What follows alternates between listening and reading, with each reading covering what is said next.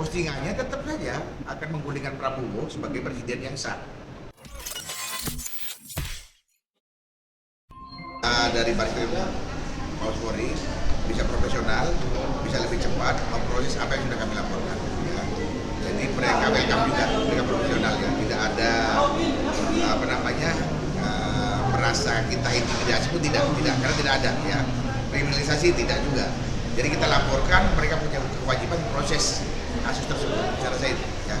Bang, berarti Pak Ketum mungkin berarti ada permintaan barang bukti tambahan atau tadi diminta? Sementara belum ada.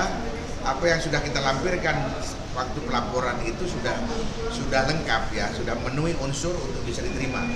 Dan kita tinggal tunggu prosesnya saja. Mungkin awal bulan sudah mulai berproses kasus yang saya laporkan tadi. Ya. Rencananya siapa aja nanti kalau umpamanya pihak Barreskrim meminta keterangan berkenaan? Yang jelas saya sebagai pelapor, tentunya saya akan diperiksa sebagai pelapor dan 2 orang saksi, yaitu saudara Erlambang Trisakti dan satunya lagi mungkin nanti kita masukkan juga di situ ini Bung Helmi, Ketua Umum Rampas, dan satu lagi itu nanti saudara Dodi dari Garuda Emas ya, dari Garuda Emas. Jadi kawan-kawan yang dari Presidium 08 itu yang jadi saksi laporan kami. Dan untuk berkas-berkas yang kurang nanti juga komunikasikan dengan tim kuasa hukum kami, Pak Doni ini yang juga membackup kami dari awal. Ya.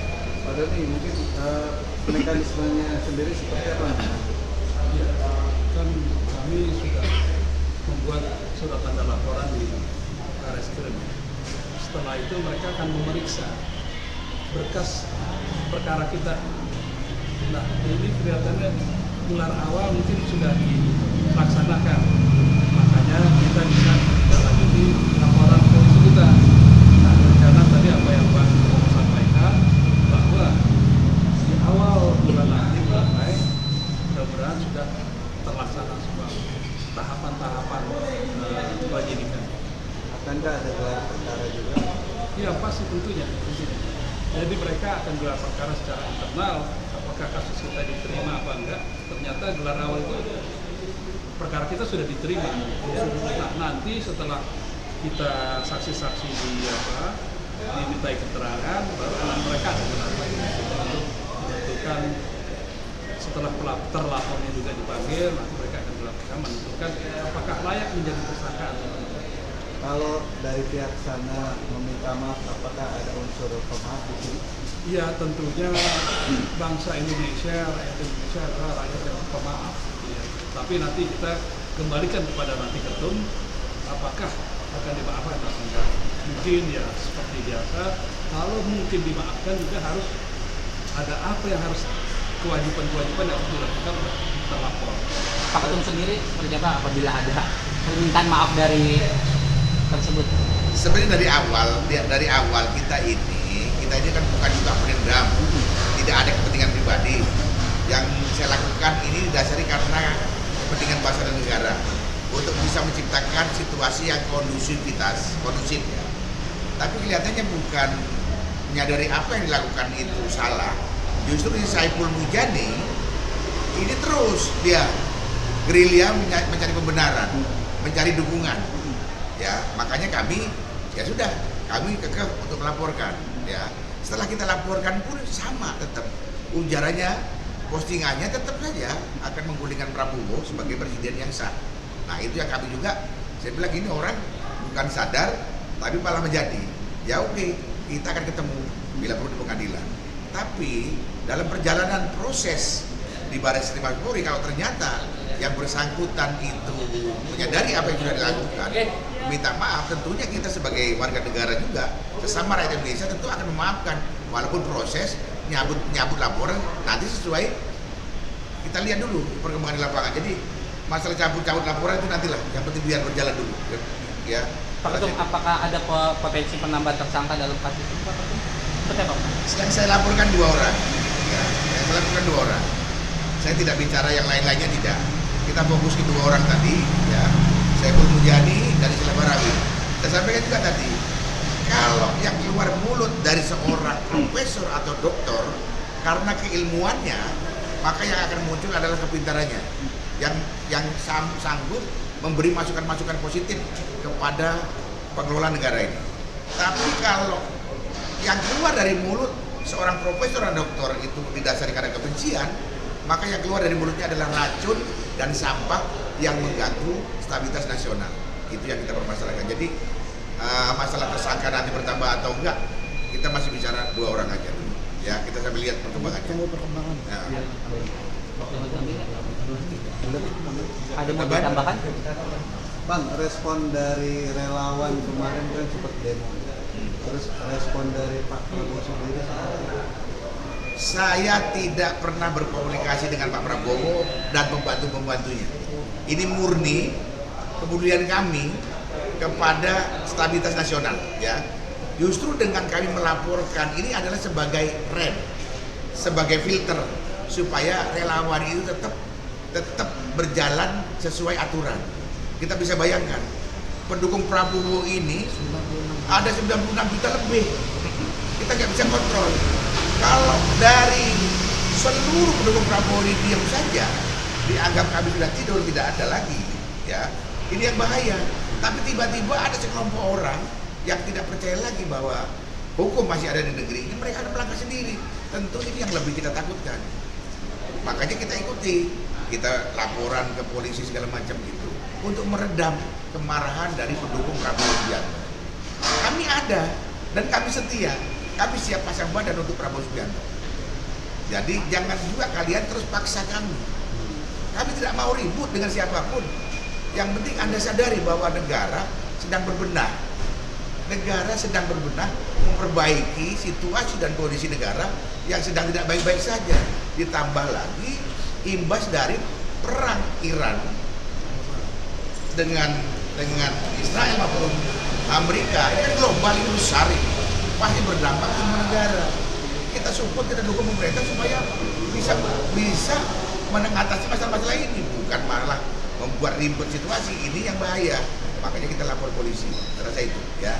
Pak Ketum, sedikit Pak Ketum, kemarin sempat ada demo juga dari ojol dan masyarakat di kediaman Saiful Mujani. Itu pun sama. Ojol juga itu rakyat Indonesia. Walaupun saya tidak kenal dengan ojol dan saya tidak tahu adanya demo di rumah Saiful Mujani, itu hak prerogatif mereka juga, itu hak individu mereka. Karena ojol juga bisa kerja kalau situasinya aman. Kalau situasinya nggak aman, bagaimana mereka bisa kerja? Bagaimana bisa mereka beri makan anak istrinya kalau diganggu oleh Saiful Mujani maupun Islam Barawi maupun kawan-kawan yang lain, ya. Jadi intinya rakyat Indonesia menginginkan situasi yang kondusif, tidak pengen ribut, rusuh, karena kerusuhan itu akan menghancurkan semua seri-seri kehidupan. Kita mundur lagi ke belakang berapa puluh tahun, ya. Sementara kita berharap Indonesia ke depan semakin baik. Makanya kita akan membuat efek jerah bagi mereka-mereka yang mengganggu stabilitas keamanan nasional.